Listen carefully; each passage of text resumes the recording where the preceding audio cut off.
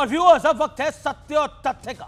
आपको याद होगा कि लोकसभा में नेता विपक्ष राहुल गांधी ने एक बार संसद में मेक इन इंडिया का मजाक उड़ाया था।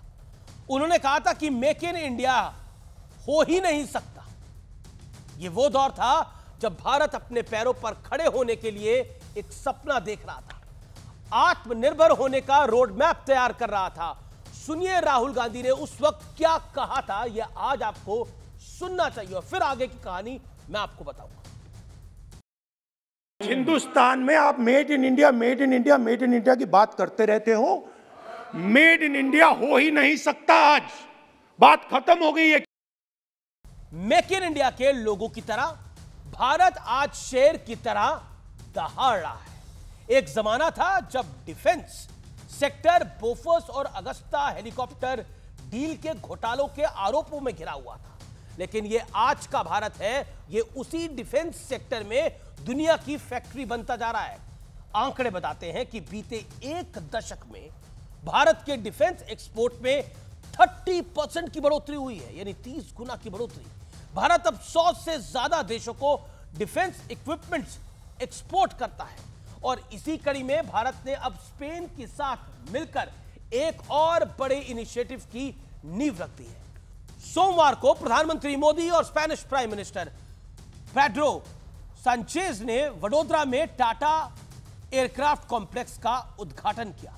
इस फैसिलिटी में भारत स्पेन के साथ मिलकर 40 C-295 एयरक्राफ्ट्स की मैन्युफैक्चरिंग करेगा। यह भारत के लिए बहुत गर्व की बात है। इस मौके पर प्रधानमंत्री मोदी ने कहा कि make in India, make for the world के मिशन पर तेजी के साथ आगे बढ़ रहा है। आप सिर्फ अंदाजा लगाइए कि इस इनिशिएटिव से कितना एम्प्लॉयमेंट जनरेट होगा। मेक इन इंडिया सितंबर 2014 में लॉन्च हुआ था।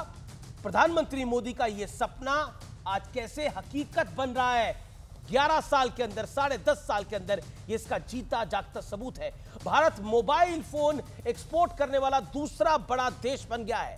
एप्पल पहली बार आईफोन और आईफोन का प्रो और प्रो मैक्स वर्जन चाइना के बाहर किसी देश में असेंबल कर रहा है और वो हमारा मुल्क भारत है। सैमसंग ने अपनी सबसे बड़ी मैन्युफैक्चरिंग फैसिलिटी नोएडा में बनाई है, उत्तर प्रदेश के। इससे सैमसंग की मैन्युफैक्चरिंग कैपेसिटी की दोगुनी हो जाएगी। यह तो सिर्फ झांकी है नरेंद्र मोदी का विजन, तो फ्यूचरिस्टिक टेक्नोलॉजी में भारत का डंका बजाने का है।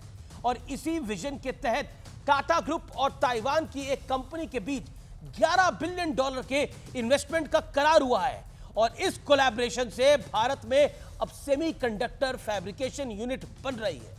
इसके अलावा अमेरिकी सेमीकंडक्टर कंपनी माइक्रोन भी गुजरात के साणंद में सेमीकंडक्टर प्लांट बना रही है। सोचिए कितनी नौकरियां जनरेट होगी। बोइंग कंपनी भारत में $100 बिलियन का इन्वेस्टमेंट कर रही है।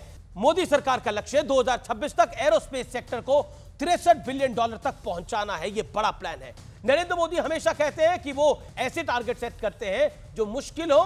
दुनिया देख रही है कि भारत आज वो सारे मुश्किल टारगेट एक एक कर हासिल कर रहा है, क्योंकि इस देश के मुखिया ने देश के लोगों की कैपेबिलिटी पर कभी शक नहीं किया, बल्कि उन्हें यकीन दिलाया, प्रोत्साहित किया कि स्काई इज द लिमिट, यानी आसमान आपके लिए एक लिमिट है।